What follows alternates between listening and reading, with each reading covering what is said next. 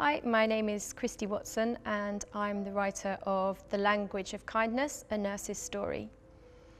It's a book about my experiences in the last 20 years working as a nurse and draws on many different anecdotes, some funny, some sad, and also incorporates history and philosophy and many other things. We are in the Royal College of Nursing headquarters in London, and this is an amazing building that's steeped with history of nursing and celebrates nursing in all its forms.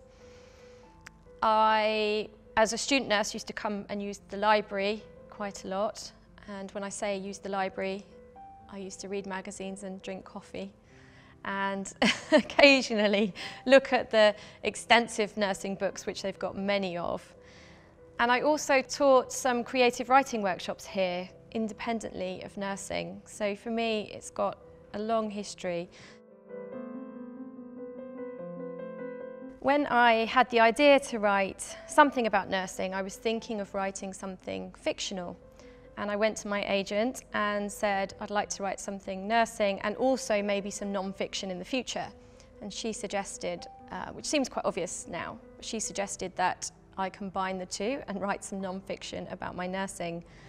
And at that point, I went to the library. I went to the Wellcome Library and the British Library, and I started searching for narrative non-fiction books written by nurses. And the only non-fiction book by nurses that I could find was written by Florence Nightingale herself, which made me believe that there was a huge gap in the market, and I hadn't even thought of that myself.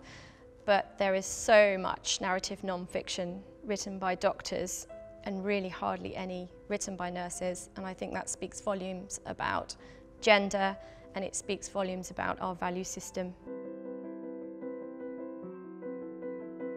The Royal College of Nursing were very much in the background, but to know that they were there to provide support was absolutely essential. And the Royal College of Nursing always fight for the interests of nurses.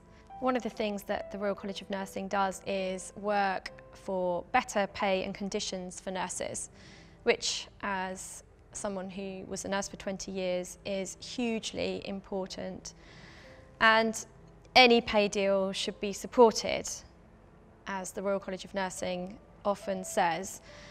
However, Florence Nightingale herself was a statistician, and she, I'm sure, would have much to say about the 6.5% pay rise that nurses have been offered, especially when inflation is at the moment around 3%.